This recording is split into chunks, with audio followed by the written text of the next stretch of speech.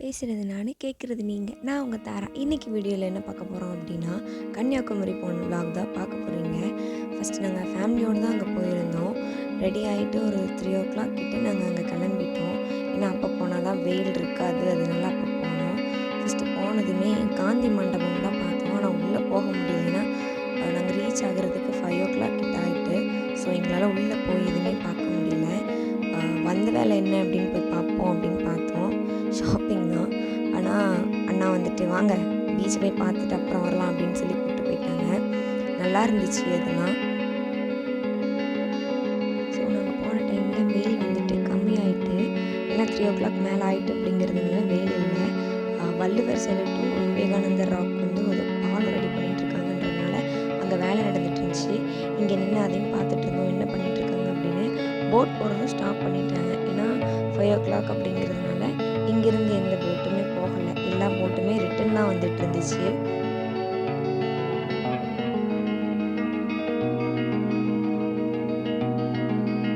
நாங்கள் அங்கேருந்து ஒவ்வொரு இடமா போய் நின்று தண்ணியில் காலை நனைச்சிட்டு கொஞ்சம் ஜாலியாக என்ஜாய் பண்ணிகிட்டு இருந்தோம்.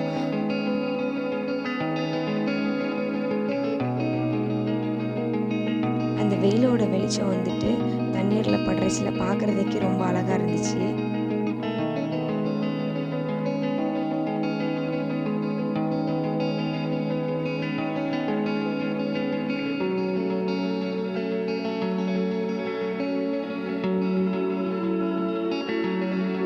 ஸோ பீச்செல்லாம் பார்த்துட்டு அந்த சைடில் நின்று தண்ணியிலலாம் கால் நினச்சிட்டு அங்கேருந்து நாங்கள் கிளம்பிட்டோம். ஏன்னா அங்கேருந்து கிளம்பி திங்ஸ் ஏதாச்சும் வாங்கலாம். ஏன்னா கன்னியாகுமரியில் வந்துட்டு எப்போதுமே கொஞ்சம் சீப்பாக எல்லா திங்ஸுமே கிடைக்கும். அதனால் போய் அங்கே போய் பார்க்கலாம், என்ன இருக்குது அந்த மாதிரி பார்க்கலாம் அப்படின்னு கிளம்பிட்டோம். ஃபஸ்ட்டு நாங்கள் போன கடை வந்துட்டு எது எடுத்தாலும் இந்த 10 ரூபாய் 20 ரூபா கடை அந்த மாதிரி இருந்துச்சு. நல்லா இருந்துச்சு. எல்லா திங்ஸுமே அங்கே இருந்துச்சு. பார்க்குறதுக்கு வித்தியாசமாக இருந்துச்சு.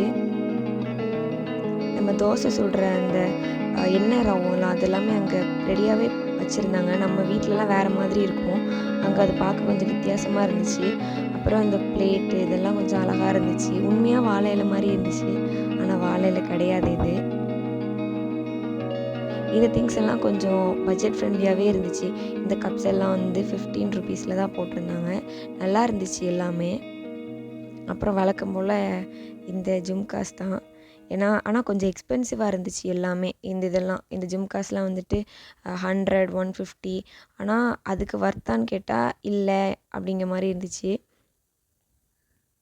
அப்புறம் பசிக்க ஆரம்பிச்சிச்சு. நாங்களும் அங்கேருந்து கிளம்பிட்டோம். பீஸா ஹட் தான் போனோம். போய் ஆர்டர் கொடுத்துட்டு கொஞ்சம் நேரம் வெயிட் பண்ணிகிட்ருந்தோம். ஏன்னா வீட்டுக்கு பார்சல் வாங்கிட்டு போகிற மாதிரி பிளானு. 2 பீஸா வந்து வாங்கினோம். ஆனால் எனக்கு இப்போது ஞாபகம் இல்லை என்ன பீஸா வாங்கினோம் அப்படின்னு எனக்கு ஞாபகம் இல்லை. 2 வாங்கிட்டு நாங்கள் அங்கேருந்து கிளம்பிட்டோம்.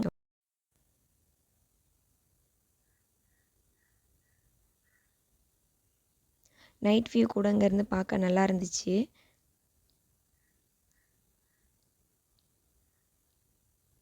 ஸோ நாங்கள் வீட்டுக்கு போயிட்டு பீஸாவெல்லாம் எடுத்து ஓப்பன் பண்ணிகிட்டு இருந்தோம். அதையும் நான் வீடியோவாக எடுத்திருந்தேன்.